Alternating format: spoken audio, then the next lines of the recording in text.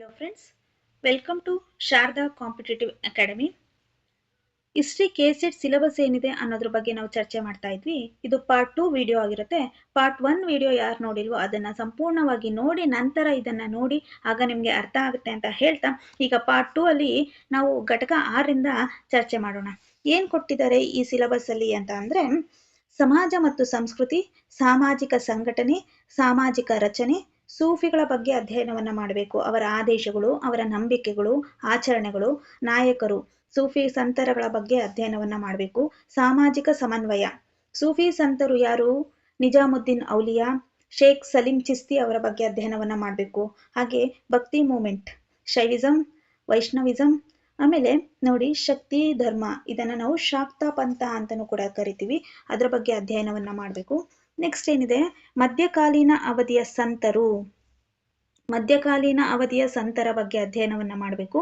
ಉತ್ತರ ಮತ್ತು ದಕ್ಷಿಣ, ಸಾಮಾಜಿಕ, ರಾಜಕೀಯ ಮತ್ತು ಧಾರ್ಮಿಕ ಜೀವನದ ಮೇಲೆ ಅವರ ಪ್ರಭಾವ. ಮಧ್ಯಕಾಲೀನ ಭಾರತದ ಮಹಿಳಾ ಸಂತರ ಬಗ್ಗೆ ಅಧ್ಯಯನವನ್ನ ಮಾಡಬೇಕು. ಮಹಿಳಾ ಸಂತರು ಅಂತ ಅಂದಾಗ ನಮ್ಗೆ ನೆನಪಾಗೋದು ಮೀರಾಬಾಯಿ, ಅವರನ್ನ ನಾವು ಕಲಿಯುಗದ ರಾಧಾ ಅಂತ ಕರಿತೀವಿ, ಕಾವ್ಯ ಕೋಗಿಲೆ ಅಂತ ಕರಿತೀವಿ, ಗೀತ ಶೈಲಿಯ ಕವಿತೆಗಳ ಅಧಿದೇವತೆ ಅಂತ ಕರಿತೀವಿ ಅಲ್ವಾ. ಅವರ ಬಗ್ಗೆ ಅಧ್ಯಯನವನ್ನ ಮಾಡಬೇಕು. ಸಿಖ್ ಚಳುವಳಿ, ಗುರುನಾನಕ್ ದೇವ್ ಅವರ ಬೋಧನೆಗಳ ಬಗ್ಗೆ ಅಧ್ಯಯನವನ್ನ ಮಾಡಬೇಕು. ಅವರ ಅಭ್ಯಾಸಗಳ ಬಗ್ಗೆ, ಆದಿಗ್ರಂಥ, ಖಾಲ್ಸಾಗಳ ಬಗ್ಗೆ ನಾವು ಅಧ್ಯಯನವನ್ನ ಮಾಡಬೇಕಾಗತ್ತೆ. ನೆಕ್ಸ್ಟ್ ಏನ್ ಕೊಟ್ಟಿದ್ದಾರೆ, ಸಾಮಾಜಿಕ ವರ್ಗೀಕರಣ, ಆಳುವ ವರ್ಗ, ಪ್ರಮುಖ ಧಾರ್ಮಿಕ ಗುಂಪುಗಳು, ಉಲೇಮಾಗಳ ಬಗ್ಗೆ ಅಧ್ಯಯನವನ್ನ ಮಾಡಬೇಕು. ವ್ಯಾಪಾರಿಗಳು, ವೃತ್ತಿಪರ ವರ್ಗಗಳ ಬಗ್ಗೆ ಅಧ್ಯಯನವನ್ನ ಮಾಡಬೇಕು. ರಜಪೂತರ ಒಂದು ಸಮಾಜ ಯಾವ ರೀತಿ ಇತ್ತು ಅನ್ನೋದ್ರ ಬಗ್ಗೆ ಅಧ್ಯಯನವನ್ನ ಮಾಡಬೇಕಾಗತ್ತೆ. ನೆಕ್ಸ್ಟ್ ಏನಿದೆ, ಗ್ರಾಮೀಣ ಸಮಾಜ, ಸಣ್ಣ ಪುಟ್ಟ ಮುಖ್ಯಸ್ಥರು, ಗ್ರಾಮ ಅಧಿಕಾರಿಗಳು, ಸಾಗುವಳಿದಾರರು, ಸಾಗುವಳಿಯೇತರ ತರಗತಿಗಳ ಬಗ್ಗೆ, ಕುಶಲಕರ್ಮಿಗಳ ಬಗ್ಗೆ ನಾವು ತಿಳ್ಕೊಬೇಕಾಗಿರತ್ತೆ. ನೆಕ್ಸ್ಟ್ ಏನಿದೆ ಅಂತಂದ್ರೆ, ಮಹಿಳೆಯರ ಸ್ಥಾನಮಾನ ಹೇಗಿತ್ತು, ಅವರ ಜನನ ವ್ಯವಸ್ಥೆ, ದೇವದಾಸಿ ಸಿಸ್ಟಮ್ ಹೇಗಿತ್ತು ಅನ್ನೋದ್ರ ಬಗ್ಗೆ ತಿಳ್ಕೊಬೇಕು. ನೆಕ್ಸ್ಟ್ ಏನಿದೆ, ಶಿಕ್ಷಣ ಅಭಿವೃದ್ಧಿ, ಶಿಕ್ಷಣ ಕೇಂದ್ರಗಳು, ಅದರ ಒಂದು ಪಠ್ಯಕ್ರಮ ಯಾವ ರೀತಿ ಇತ್ತು, ಮದರಸ ಶಿಕ್ಷಣಗಳ ಬಗ್ಗೆ ತಿಳ್ಕೊಬೇಕು. ಇನ್ನೇನಿದೆ, ಲಲಿತ ಕಲೆಗಳು, ಪ್ರಮುಖ ಚಿತ್ರಕಲೆ ಶಾಲೆಗಳು, ಮೊಘಲ್, ರಾಜಸ್ಥಾನಿ ಪೇಂಟಿಂಗ್ ತುಂಬಾ ಇಂಪಾರ್ಟೆಂಟ್ ಇದು, ಪಹಾರಿಗಳ ಬಗ್ಗೆ, ಗರ್ವಾಲಿಗಳು, ಸಂಗೀತದ ಅಭಿವೃದ್ಧಿ, ಶಾಲಾ ಸಾಮಗ್ರಿಗಳು, ಕಲೆ ಮತ್ತು ವಾಸ್ತುಶಿಲ್ಪ, ಇಂಡೋ ಇಸ್ಲಾಮಿಕ್ ವಾಸ್ತುಶಿಲ್ಪ, ಮೊಘಲ್ ವಾಸ್ತುಶಿಲ್ಪ, ಪ್ರಾದೇಶಿಕ ಶೈಲಿಗಳ ಬಗ್ಗೆ ತಿಳ್ಕೊಬೇಕಾಗತ್ತೆ. ನೆಕ್ಸ್ಟ್ ಏನಿದೆ ಅಂದ್ರೆ, ಇಂಡೋ ಅರಾಬಿಕ್ ವಾಸ್ತುಶಿಲ್ಪ, ಮೊಘಲ್ ಉದ್ಯಾನಗಳು, ಮರಾಠ ಕೋಟೆಗಳ ಬಗ್ಗೆ, ದೇವಾಲಯಗಳ ಬಗ್ಗೆ ನಾವು ತಿಳ್ಕೊಬೇಕಾಗಿರುತ್ತೆ. ಇದಿಷ್ಟು ಘಟಕ 6ರಲ್ಲಿ ನೋಡಿದ್ವಿ. ಈಗ ಘಟಕ 7. ಘಟಕ 7ರಲ್ಲಿ ನಾವು ಆಧುನಿಕ ಭಾರತೀಯ ಇತಿಹಾಸದ ಮೂಲಗಳು, ಆರ್ಕೈವಲ್ ಸಾಮಗ್ರಿಗಳು, ಜೀವನ ಚರಿತ್ರೆ, ಆತ್ಮಚರಿತ್ರೆ, ಪತ್ರಿಕೆಗಳು, ಮೌಖಿಕ ಪುರಾವೆಗಳು, ಸೃಜನಶೀಲ ಸಾಹಿತ್ಯ, ಚಿತ್ರಕಲೆ, ಸ್ಮಾರಕಗಳು, ನಾಣ್ಯಗಳು. ಇಲ್ಲಿಂದ ನಮಗೆ ಸ್ಟಾರ್ಟ್ ಆಗುತ್ತೆ ಯುರೋಪಿಯನ್ನರ ಆಗಮನ. ಯುರೋಪಿಯನ್ನರ ಆಗಮನ ಏನಕ್ಕಾಯ್ತು, ಯಾಕಾಯ್ತು?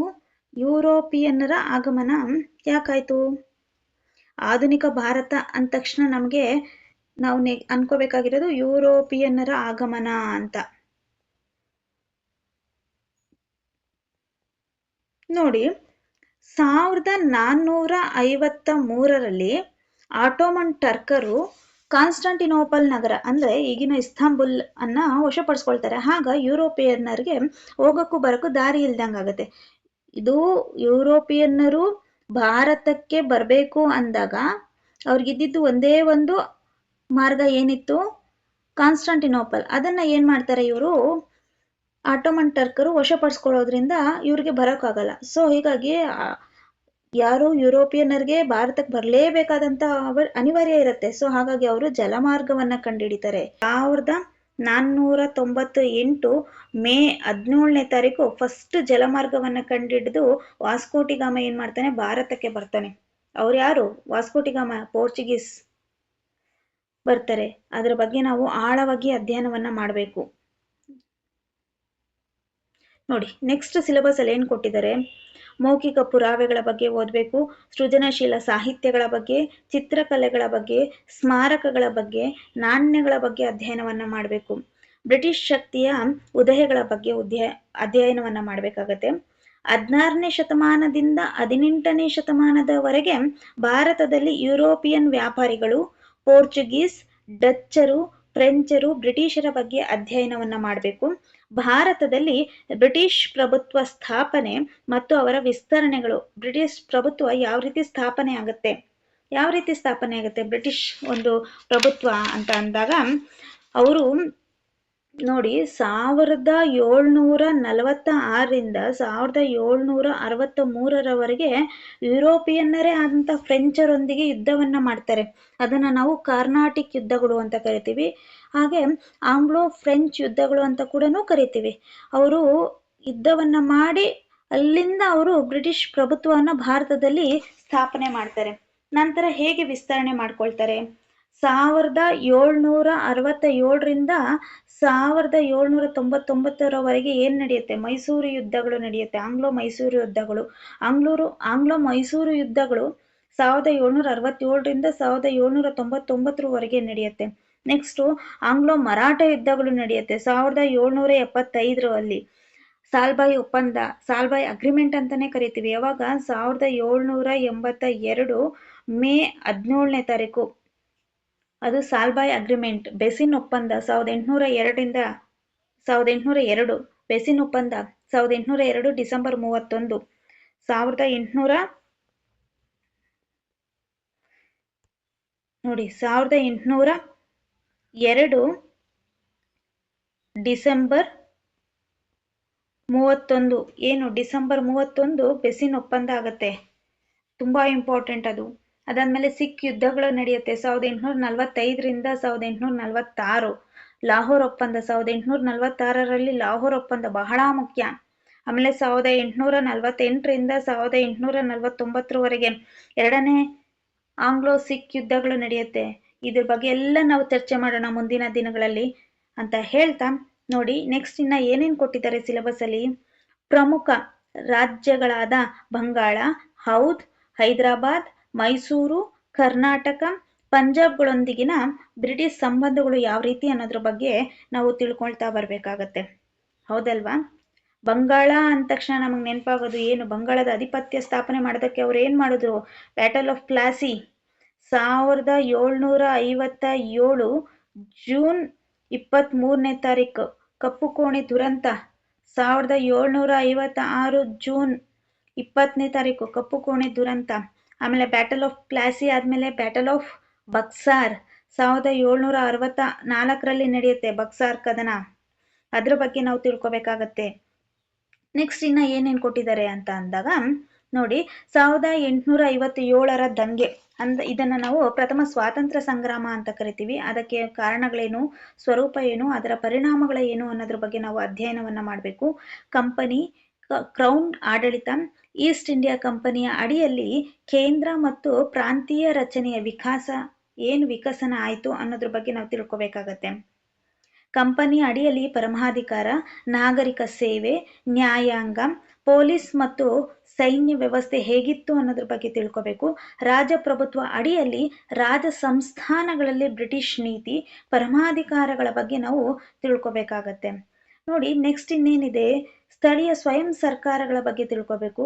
ಸಂವಿಧಾನದ ಬದಲಾವಣೆಗಳು ಯಾವ ರೀತಿ ಆದವು 1909ರಿಂದ 1935ರವರೆಗೆ ಅನ್ನೋದು ಆಳವಾಗಿ ನಾವು ಅಧ್ಯಯನವನ್ನ ಮಾಡಬೇಕಾಗತ್ತೆ.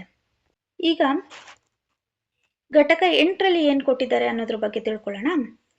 ಇದರಲ್ಲಿ ವಸಾಹತುಶಾಹಿ ಆರ್ಥಿಕತೆ, ವ್ಯಾಪಾರದ ಸಂಯೋಜನೆ, ಪರಿಮಾಣ, ನಿರ್ದೇಶನದಲ್ಲಿ ಬದಲಾವಣೆ, ಕೃಷಿ, ಭೂ ಹಕ್ಕುಗಳು, ಭೂ ಇತ್ಯರ್ಥಗಳು, ಗ್ರಾಮೀಣ ಸಾಲ, ಭೂರಹಿತ, ಕಾರ್ಮಿಕ, ನೀರಾವರಿ, ಗ್ರಾಮೀಣ ಸಾಲ, ಭೂರಹಿತ ಕಾರ್ಮಿಕರ ಬಗ್ಗೆ, ನೀರಾವರಿಗಳ ಬಗ್ಗೆ, ಕಾಲುವೆ ವ್ಯವಸ್ಥೆಯ ವಿಸ್ತರಣೆ ಬಗ್ಗೆ ಅಧ್ಯಯನವನ್ನ ಮಾಡಬೇಕು. ವಾಣಿಜ್ಯೀಕರಣಗಳ ಬಗ್ಗೆ ನಾವು ಅಧ್ಯಯನವನ್ನ ಮಾಡಬೇಕಾಗತ್ತೆ. ಕೈಗಾರಿಕೆಗಳ ಕುಸಿತ, ಕರಕುಶಲ ಕರ್ಮಿಗಳ ಸಾಮಾಜಿಕ ಆರ್ಥಿಕ ಪರಿಸ್ಥಿತಿಗಳಲ್ಲಿ ಬದಲಾವಣೆ, ನಗರೀಕರಣ ಕಡಿತ, ಆರ್ಥಿಕ ಕುಸಿತ, ವಿಶ್ವ ಯುದ್ಧಗಳ ಬಗ್ಗೆ ನಾವು ತಿಳ್ಕೊಬೇಕಾಗುತ್ತದೆ. ಹಾಗೆ ಆರ್ಥಿಕತೆ, ಹಣಕಾಸು ಸಾಫ್ಟ್ವೇರ್ಗಳ ಬಗ್ಗೆ ನಾವು ತಿಳ್ಕೊಬೇಕಾಗತ್ತೆ. ನೋಡಿ ಇನ್ನೇನಿದೆ, ಬ್ರಿಟಿಷ್ ಕೈಗಾರಿಕಾ ನೀತಿ, ಪ್ರಮುಖ ಕೈಗಾರಿಕೆಗಳು, ಕಾರ್ಖಾನೆ ಶಾಸನದ ಸ್ವರೂಪ, ಕಾರ್ಮಿಕ ಮತ್ತು ಕಾರ್ಮಿಕ ಸಂಘ ಚಳುವಳಿಗಳ ಬಗ್ಗೆ ಅಧ್ಯಯನವನ್ನ ಮಾಡಬೇಕು. ಹಣಕಾಸು ನೀತಿಗಳು, ಬ್ಯಾಂಕಿಂಗ್, ಕರೆನ್ಸಿ ವಿನಿಮಯ, ರೈಲ್ವೆ, ರಸ್ತೆ ಸಾರಿಗೆಗಳ ಬಗ್ಗೆ, ಸಂವಹನ, ಅಂಚೆ ಮತ್ತು ಟೆಲಿಗ್ರಾಫಿಗಳ ಬಗ್ಗೆ ನಾವು ಅಧ್ಯಯನವನ್ನ ಮಾಡಬೇಕಾಗತ್ತೆ. ಹೊಸ ನಗರ ಕೇಂದ್ರಗಳ ಬೆಳವಣಿಗೆ, ಪಟ್ಟಣ ಯೋಜನೆ, ವಾಸ್ತುಶಿಲ್ಪದ ಹೊಸ ಲಕ್ಷಣಗಳು, ನಗರ ಸಮಾಜ, ನಗರ ಸಮಸ್ಯೆಗಳ ಬಗ್ಗೆ ನಾವು ಆಳವಾಗಿ ಅಧ್ಯಯನವನ್ನ ಮಾಡಬೇಕು. ಕ್ಷಾಮಗಳು, ಸಾಂಕ್ರಾಮಿಕ ರೋಗಗಳು, ಸರ್ಕಾರಿ ನೀತಿಗಳು, ಬುಡಕಟ್ಟುಗಳು, ರೈತ ಚಳುವಳಿಗಳ ಬಗ್ಗೆ ನಾವು ಅಧ್ಯಯನವನ್ನ ಮಾಡಬೇಕಾಗತ್ತೆ. ಇದು ಘಟಕ 8ರಲ್ಲಿ ಕೊಟ್ಟಿರೋದು. ಇನ್ನು ಮುಂದುವರೆದು ಘಟಕ 8ರಲ್ಲಿ ಏನಿದೆ ಅಂತಂದ್ರೆ, ಪರಿವರ್ತನೆಯಲ್ಲಿ ಭಾರತೀಯ ಸಮಾಜ, ಕ್ರಿಶ್ಚಿಯನ್ ಧರ್ಮದೊಂದಿಗೆ ಸಂಪರ್ಕ, ಮಿಷನ್ಗಳು ಮತ್ತು ಮಿಷನರಿಗಳು, ಭಾರತೀಯ ಸಾಮಾಜಿಕ ಮತ್ತು ಆರ್ಥಿಕ ಆಚರಣೆಗಳು, ಧಾರ್ಮಿಕ ನಂಬಿಕೆಗಳ ಟೀಕೆ, ಶೈಕ್ಷಣಿಕ ಮತ್ತು ಇತರ ಚಟುವಟಿಕೆಗಳ ಬಗ್ಗೆ ನಾವು ಅಧ್ಯಯನವನ್ನ ಮಾಡಬೇಕಾಗತ್ತೆ. ಹೊಸ ಶಿಕ್ಷಣ ಏನು? ಹೊಸ ಶಿಕ್ಷಣ ಅಂತ ಅಂದಾಗ ಸರ್ಕಾರಿ ನೀತಿಗಳು, ಮಟ್ಟಗಳು, ವಿಷಯಗಳು, ಇಂಗ್ಲಿಷ್ ಭಾಷೆ, ವಿಜ್ಞಾನ, ತಂತ್ರಜ್ಞಾನ, ಸಾರ್ವಜನಿಕ ಆರೋಗ್ಯ, ವೈದ್ಯಕೀಯ ಅಭಿವೃದ್ಧಿ, ಆಧುನಿಕತೆ ಕಡೆಗೆ, ಇವೆಲ್ಲವುಗಳನ್ನ ನಾವು ಅಧ್ಯಯನವನ್ನ ಮಾಡಬೇಕಾಗತ್ತೆ. ಭಾರತೀಯ ನವೋದಯ ಸಾಮಾಜಿಕ ಧಾರ್ಮಿಕ ಸುಧಾರಣೆಗಳು, ಮಧ್ಯಮ ವರ್ಗದ ಹೊರಹೊಮ್ಮುವಿಕೆ, ಜಾತಿ ಸಂಘಗಳು, ಜಾತಿ ಚಲನಶೀಲತೆ ಅನ್ನೋದ್ರ ಬಗ್ಗೆ ನಾವು ಅಧ್ಯಯನ ಮಾಡಬೇಕು. ನೆಕ್ಸ್ಟ್ ಇನ್ನೇನಿದೆ? ಮಹಿಳಾ ಪ್ರಶ್ನೆಗಳು, ರಾಷ್ಟ್ರೀಯತಾವಾದಿ ಪ್ರವಚನ, ಮಹಿಳಾ ಸಂಘಟನೆಗಳು ಯಾವ್ಯಾವಿದ್ವು, ಮಹಿಳೆಯರ ಬಗ್ಗೆ, ಲಿಂಗ ಗುರುತಿಸುವಿಕೆ, ಸಂವಿಧಾನ ಸ್ಥಾನಮಾನ ಏನಿತ್ತು, ಸಂಬಂಧಿಸಿದ ಬ್ರಿಟಿಷ್ ಶಾಸನ, ಸಂವಿಧಾನಿಕ ಸ್ಥಾನಮಾನಕ್ಕೆ ಸಂಬಂಧಿಸಿದ ಬ್ರಿಟಿಷ್ ಶಾಸನಗಳು ಯಾವ್ಯಾವುದು, ಏನು ಅನ್ನೋದ್ರ ಬಗ್ಗೆ ನಾವು ತಿಳ್ಕೊಬೇಕಾಗಿರತ್ತೆ. ನಂತರ ಪ್ರಿಂಟಿಂಗ್, ಮುದ್ರಣಾಲಯ, ಪತ್ರಿಕೋದ್ಯಮದ ಚಟುವಟಿಕೆಗಳು, ಸಾರ್ವಜನಿಕ ಅಭಿಪ್ರಾಯಗಳ ಬಗ್ಗೆ ತಿಳ್ಕೋಬೇಕು.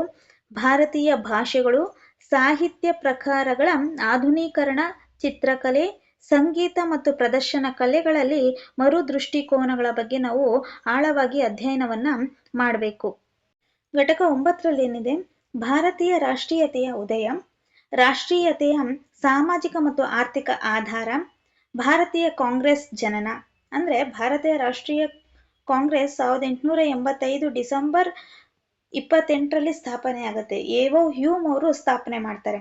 ಅದಾದ ನಂತರ ಅದರ ಒಂದು ಸಿದ್ಧಾಂತಗಳು ಏನಿತ್ತು, ಅದರ ಕಾರ್ಯಕ್ರಮಗಳು ಯಾವ ರೀತಿ ನಡೀತು, 1885ರಿಂದ 1920ರ ಒಂದು ಕಾಲಘಟ್ಟದಲ್ಲಿ ಏನೇನು ಬೆಳವಣಿಗೆಗಳಾದವು, ಅಲ್ಲಿ ಬರುವಂತಹ ರಾಷ್ಟ್ರೀಯವಾದಿಗಳು ಯಾರ್ಯಾರು, ಅದನ್ನ ನಾವು ಮಂದಗಾಮಿಗಳ ಯುಗ ಅಂತ ಕರಿತೀವಿ. 1885ರಿಂದ 1905ರವರೆಗಿನ ಯುಗವನ್ನ ನಾವು ಮಂದಗಾಮಿಗಳ ಯುಗ ಅಂತ ಕರಿತೀವಿ.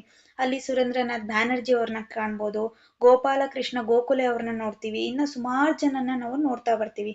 ನಂತರ 1920ರಿಂದ 1905ರಿಂದ 1920ರವರೆಗೆ ಕಾಲಘಟ್ಟದಲ್ಲಿ ನಾವು ತೀವ್ರಗಾಮಿಗಳ ಯುಗ ಅಂತ ನೋಡ್ತೀವಿ. ಅಲ್ಲಿ ಬಾಲ ಗಂಗಾಧರ ತಿಲಕ್, ಲಾಲಾ ಲಜಪತಿ ರಾಯ್ ಅವ್ರನ್ನ ನೋಡ್ತೀವಿ. ಆಮೇಲೆ ಬಿಪಿನ್ ಚಂದ್ರಪಾಲ್ ಅವ್ರನ್ನ ನೋಡ್ತೀವಿ.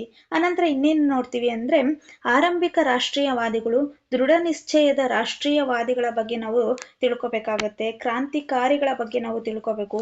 ಈ ಒಂದು ಅಧ್ಯಾಯದಲ್ಲಿ ನಾವು ಇನ್ನ ನೋಡ್ಬೇಕಾಗಿರುವಂಥದ್ದು ಬಂಗಾಳದ ವಿಭಜನೆ ಯಾವ ರೀತಿ ಆಯ್ತು, ಯಾವಾಗ ಆಯ್ತು, ಆಮೇಲೆ ಮುಸ್ಲಿಂ ಲೀಗ್ ಸ್ಥಾಪನೆಗಳ ಬಗ್ಗೆ, ಸ್ವದೇಶಿ ಚಳುವಳಿಗಳ ಬಗ್ಗೆ ನಾವು ತಿಳ್ಕೊಬೇಕಾಗತ್ತೆ. ಆಮೇಲೆ ಸೂರತ್ ಒಡಕು 1907ರಲ್ಲಿ ಆಗುತ್ತೆ. 1907 ಡಿಸೆಂಬರ್ 26ನೇ ತಾರೀಕು ಸೂರತ್ ಒಡಕು ಆಗುತ್ತೆ. ಅದು ಹಾಗೂ ಹಿಂದೂ ಮಹಾಸಭಾ 1915ರಲ್ಲಿ ಆಗುತ್ತೆ.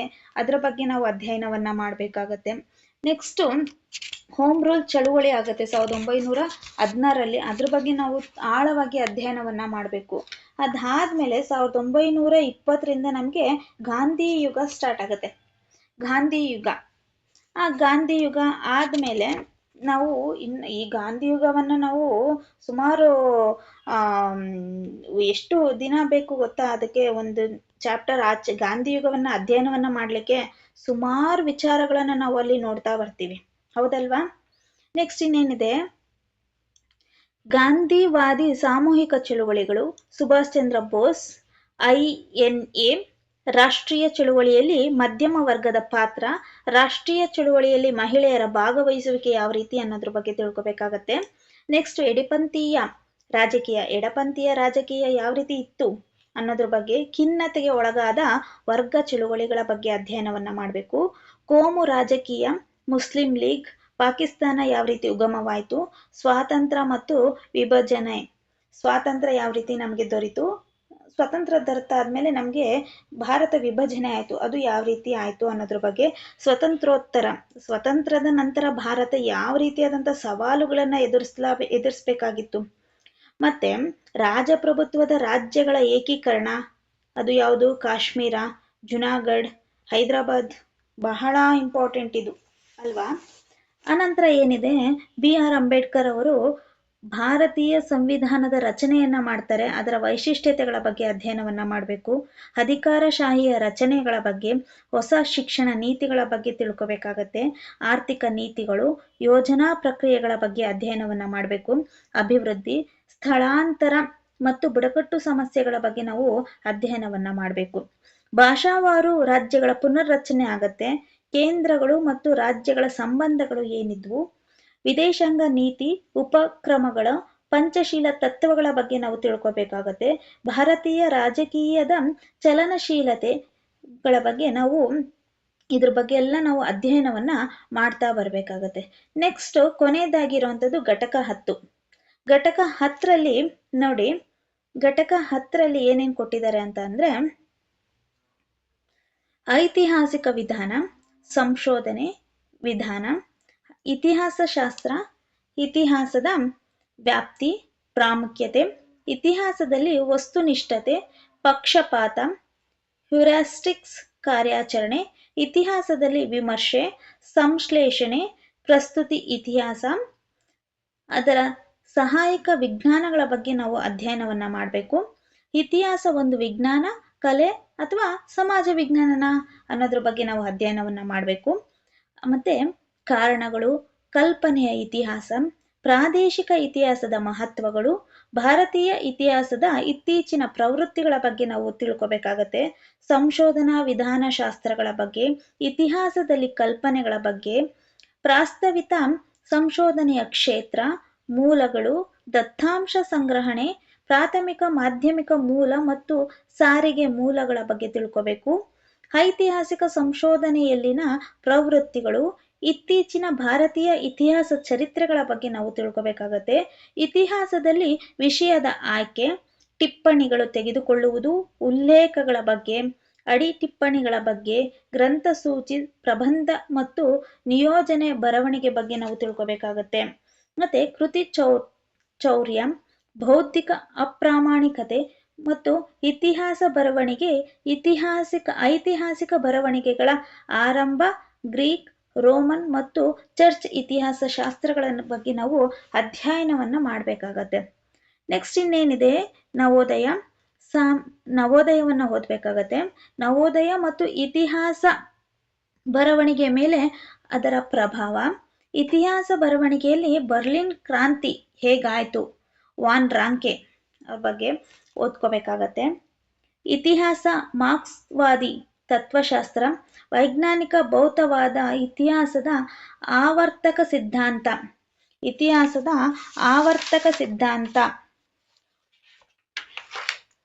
ಇತಿಹಾಸದ ಆವರ್ತಕ ಸಿದ್ಧಾಂತವನ್ನ ನಾವು ಏನಂತ ಕರಿತೀವಿ ಅಂತ ಅಂದ್ರೆ ಸೈಕ್ಲಿಕಲ್ ಥಿಯರಿ ಆಫ್ ಹಿಸ್ಟ್ರಿ ಅಂತ ಕರಿತೀವಿ.